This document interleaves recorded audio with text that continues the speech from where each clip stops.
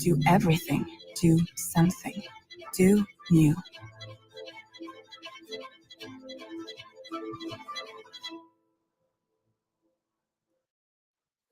Hello, and welcome to a webinar from Linköping University.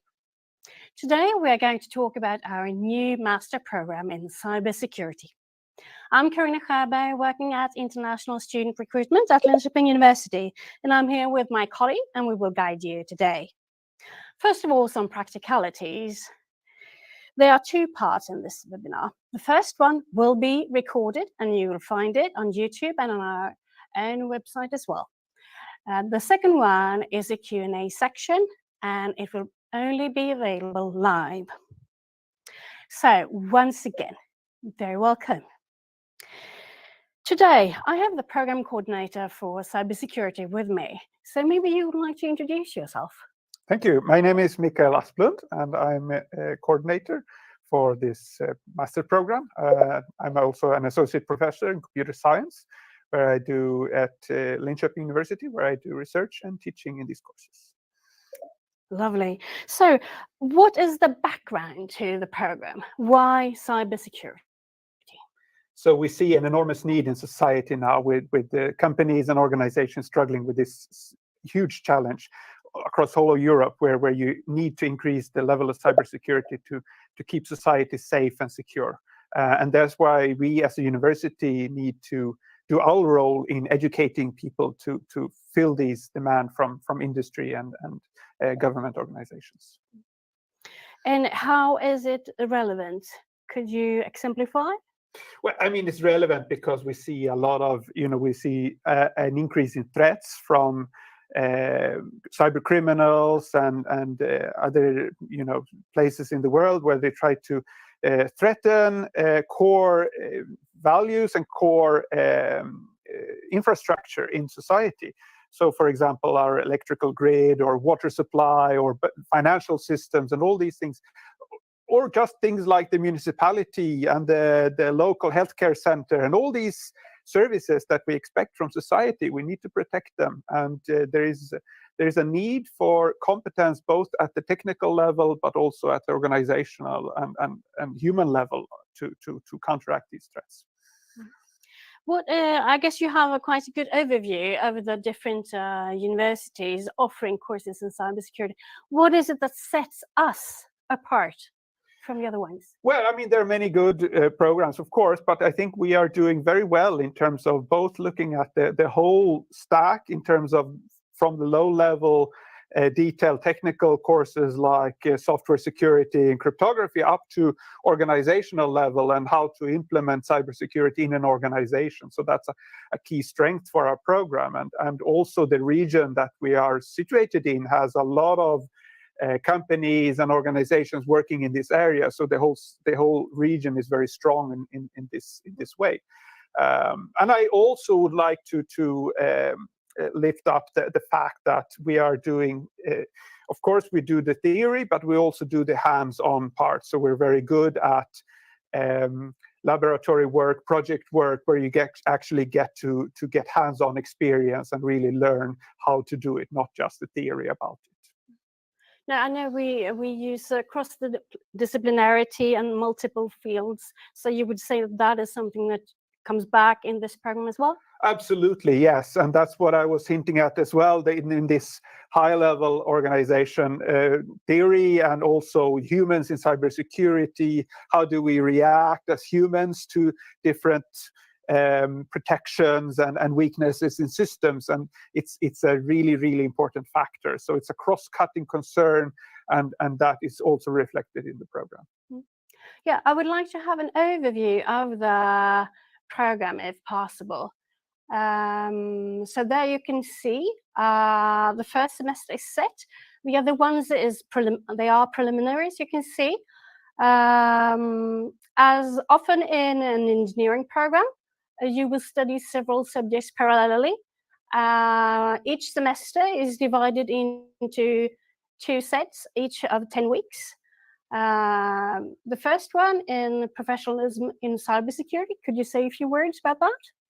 Well, yeah, so that's a sort of introductory course where you both get to learn how to study at master level, which is, of course, for many a new experience. It's a different way of learning, perhaps compared to bachelor level courses, and you need to learn about that. But we also have elements of ethics and elements of sustainability, which are really important for your future professional career as a cybersecurity expert.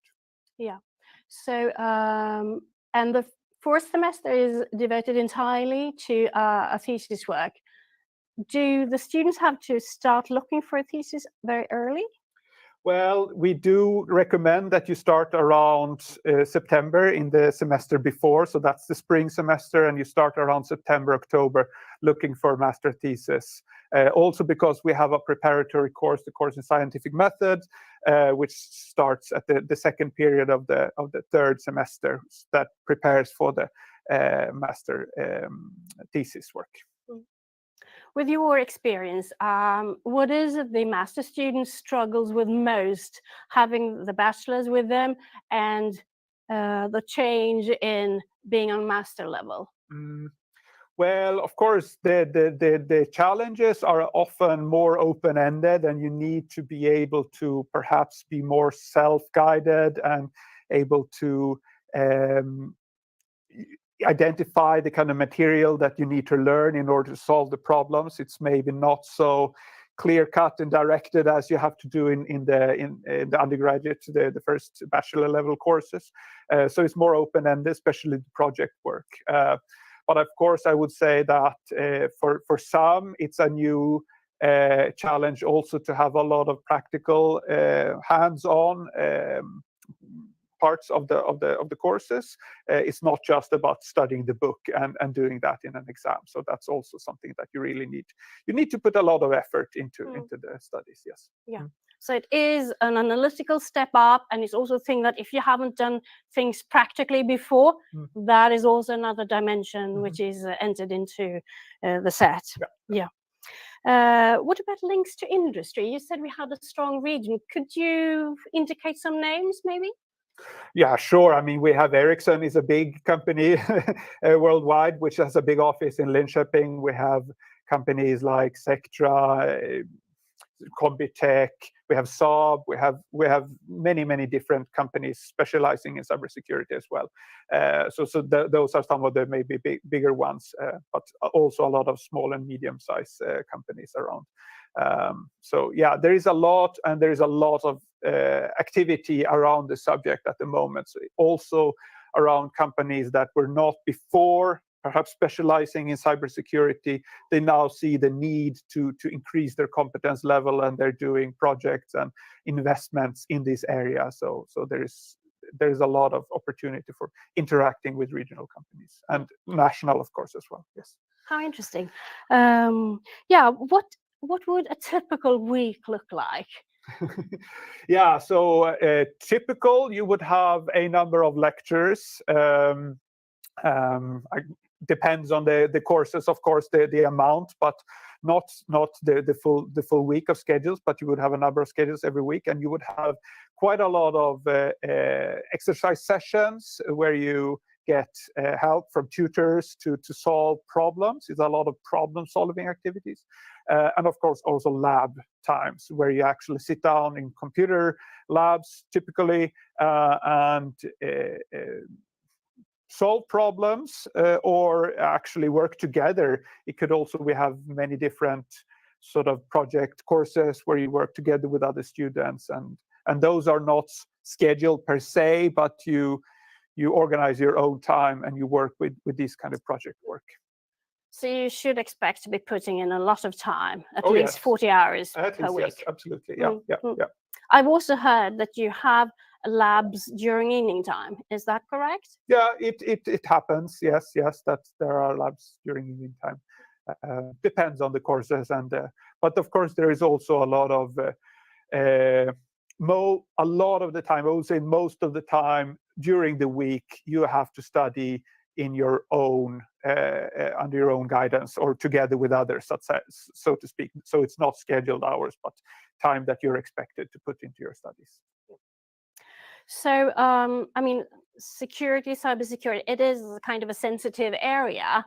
If I'm a non-EU citizen, will this affect me in any way during classes or? No, work? so you're free to apply, and you can take all the classes and all the courses in the program. Of course, some of these organizations that are in the region might be having sensitive information and working in sensitive areas, and they might not be able to take in as interns or during the master's thesis project or later as a full-time employee if you come from sort of outside Sweden or from outside Europe. So that depends, but there is the sector, the demand for competence is very big also across the whole society. So it's not necessarily that you won't be able to get a job or anything if you come from outside EU. But of course, it helps, being a European citizen. Yeah. So when we talk about challenges, as a teacher, could you say something about the support we are able to offer for international students? In terms of the course contents, I would say we do provide a lot of support. So we are we have a strong pedagogical tradition at the university. So I would say that we give a lot of opportunities for the students to get support from the teachers in the tasks they have to do. So we don't always give them easy tasks, but we help them along the way. We would like to think that if you put the effort in, you will manage. That's clear. Yeah. And you have the background, of course. Yeah. And there's also, I know, some academic English support, but of course, English is important. Sure, yeah. You have to fulfill the entry requirements in English, and if you're thinking IELTS, then it is 6.5 on average. As TOEFL, you have to have 90. And even if you have 89, I'm sorry, then you're not admitted. So you have to fulfill the entry requirements, which are the formal ones.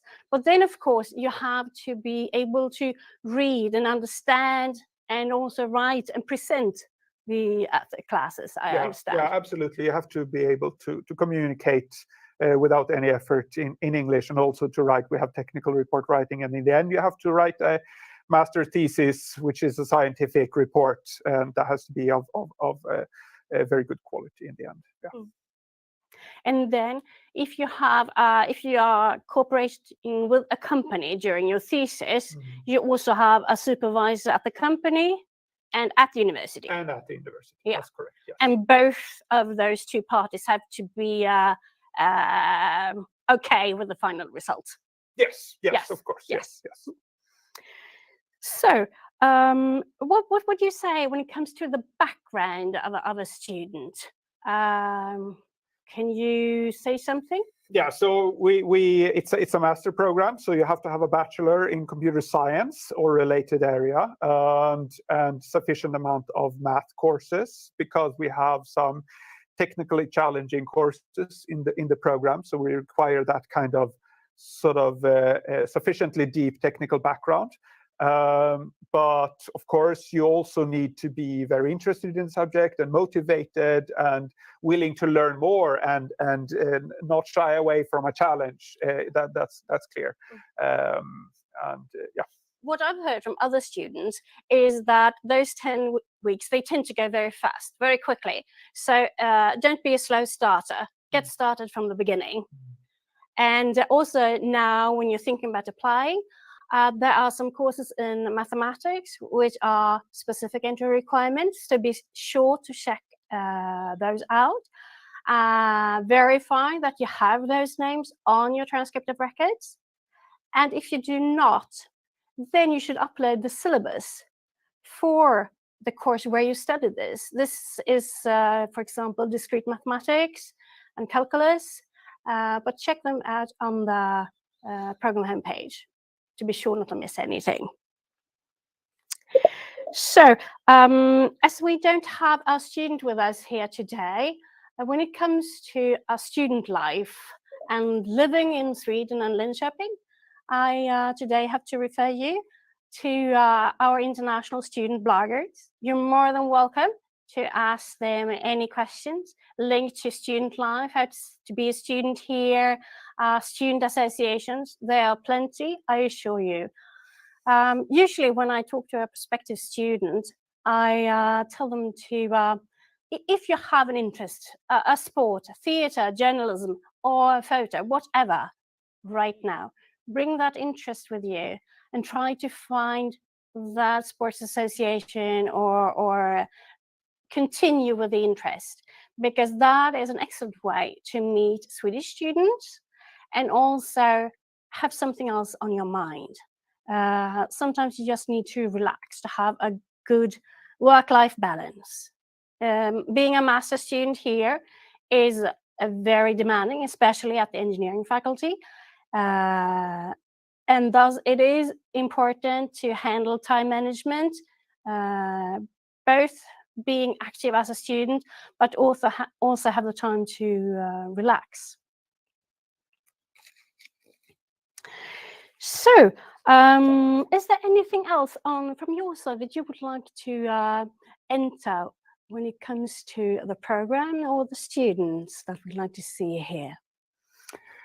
Well, not really, but I think that it's a great opportunity to go into this area now. I think that the demand from, as I was saying in the beginning, the demand from society is so high. I was just at a conference on SCADA security, which is security of industrial control systems, grids, and these kind of services, and you see there's such a need and there is such a demand from companies and from society. So I would say that it's a really great opportunity to get into a career where you can make a difference and actually make a positive contribution to society. So yeah, I think it's the right time to go to this area. Yeah. Okay, lovely to hear. You have a great future in front of you. So I think it's time for us to end this part where we have been recording, and in a few seconds we will continue with the Q&A section for those who are here with us live. Others, you are welcome to send us any question or go on Instagram and chat with us there. But for that part, we say thank you and goodbye. And now, Luke, are you with us? Yes, I am. Lovely. And we'll go over to the questions, I assume. Yes. Indeed. And this is the moment for everybody to write their questions. So you can do that, all the live audience. We can, of course, answer them directly. And should you be watching it through this platform from us on demand, if you watch the recording, you can still write your questions as well, by the way. So just to highlight that, and we can come back to you later. For the people that have already written some questions, thank you very much. And we start with Osh, if I say that name correctly, is asking, is it also possible to participate online? No, unfortunately not. This is an on-campus program, meaning that you have to be in Linköping all the time. It's unfortunately not available online at all.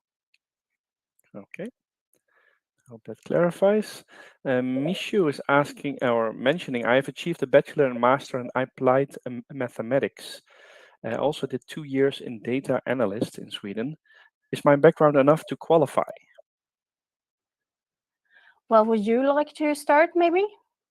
Well, as far as I understand, I cannot say anything on a specific case, whether you're qualified or not. So please apply and send in all the documents, and the requirements are given on the web page, and then they have to make an individual assessment on every case. So it cannot be done based on sort of the kind of information we can get at this level. That's totally correct. All right, we're getting thumbs up, so I hope that answered the question from Mishu. Thank you very much. Next question from, let's see, from Joseph. Are there funding opportunities for prospective students outside of the EU? Yeah, we do offer some scholarships. However, they are very limited. Usually it's maximum one scholarship per program, and it usually covers 50% of the tuition fee. So be expecting to cover your own cost. And the cost of living in Sweden as a student is around $920 per month. So the largest majority of the applicants have to be self-funded. Okay. Thank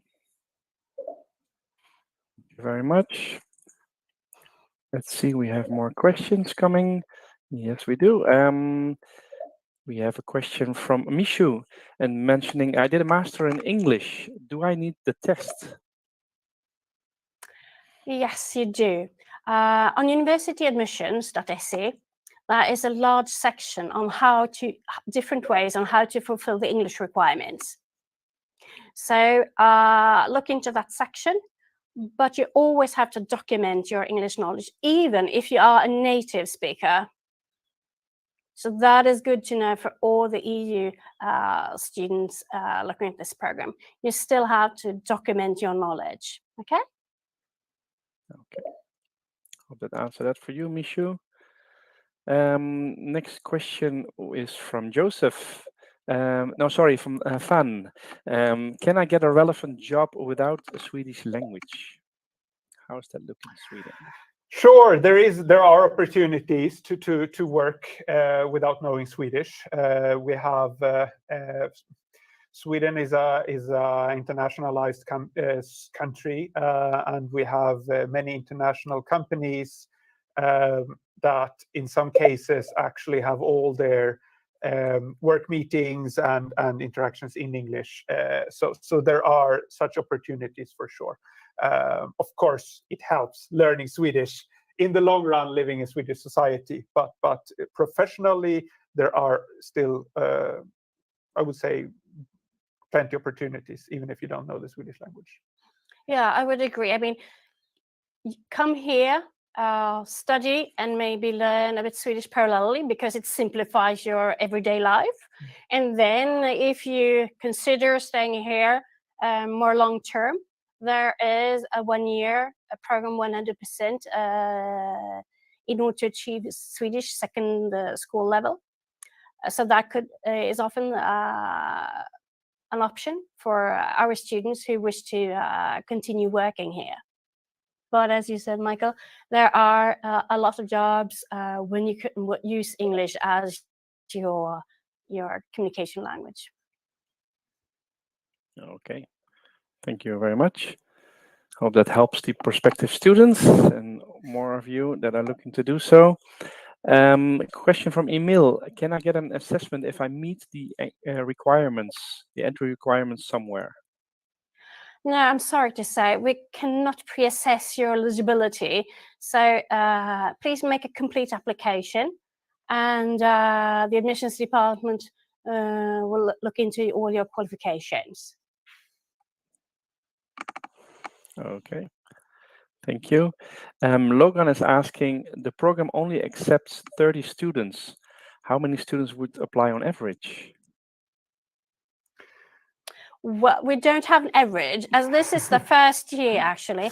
We don't have an average.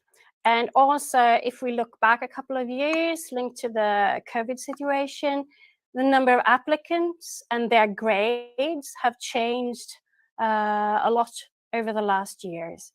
But I think that we strive to have 30 to 40 students in the classroom in mid-August when we start up. So that is what we're working towards right now. Okay, great, thank you. I hope that answered that for Logan. And Regio, or I'm not sure if I say that correct, maybe it's Rejo. Will work experience as a software engineer be considered for a better chance to get in, or only the bachelor qualification is considered? It is only the bachelor qualifications that are taken into consideration. Of course, having work experience might add to the classroom when you're there, but it's not being assessed. Yeah, I would to add to that. I think in the courses in the program you will have a good benefit from it. Yeah. Also later on, of course, in your later work professional life. Yeah. Okay. Thank you.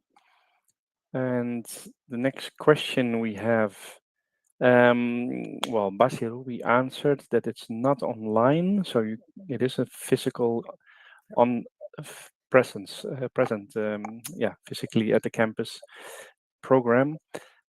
Jeremiah should say, according to the admission in Sweden, from the portal, I'm required to only provide a WAEC or a NECO result showing I had a C6 in English. Do I still need to write the IELTS?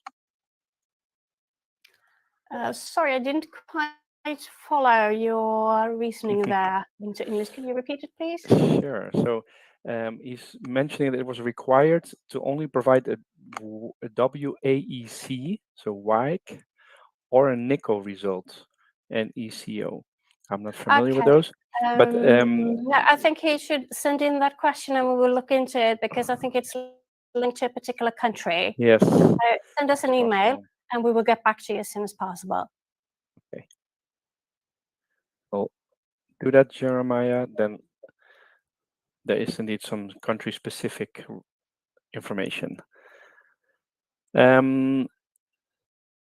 Emil is asking, I imagine it's difficult to compare the eligibility of students from different backgrounds and countries. How is my grades background compared with other students and how is it rated?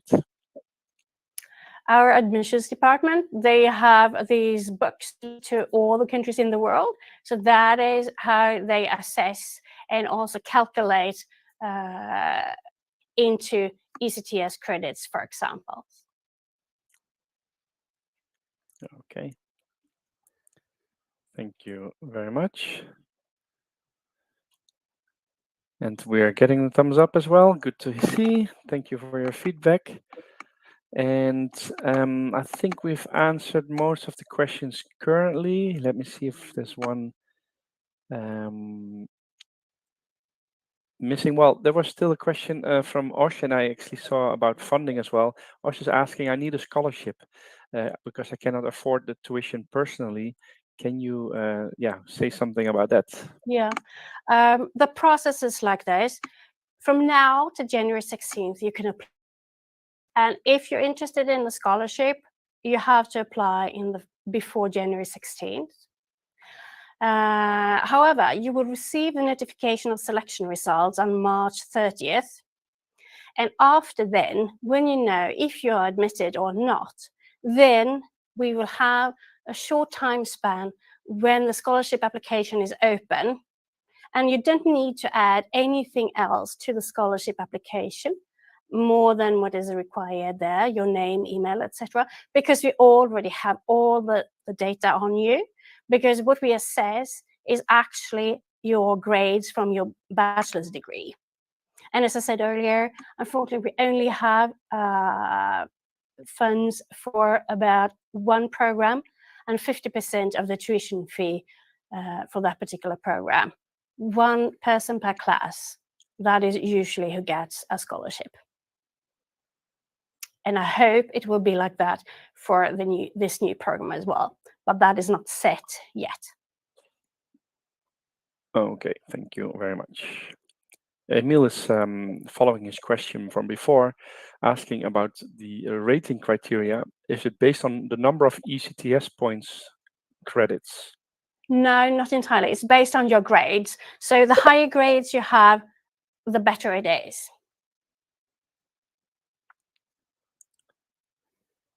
Okay, thank you for that. Mahmoud just joined in, so sorry about attending late. First of all, I can tell Mahmoud, by the way, that we are recording this session. And if you came in late, you can actually stay on. It will start within minutes when we finish. So you can watch the start again. Just regarding his question, can I know what the prerequisites is for the master Can you sum something up what the prerequisites are? Yes, I think I've To got do them it, here yeah. somewhere. In And my also Well, documents. actually, before when you look, I can. The overall one is that you need a bachelor degree in computer science or equivalent subject area, or at least 60 credits in computer science and 22 credits in relevant math courses where you have. Yes, and the specific requirements are linked to 3 courses in mathematics, in discrete mathematics, linear algebra, and calculus. So you have to have those course names on your transcript of records. And if you don't, I know in certain countries you have mathematics 1, mathematics 2, etc., then you have to upload the syllabus for the course where you studied these courses. So it's in particular look for discrete mathematics, linear algebra, and calculus, and that is a must in order to be admitted. Okay? I hope so. Thank you for that. I hope that answered the questions for that. So I'm Maibla saying I did my complete courses at university in English. Do I need to provide still English certificates?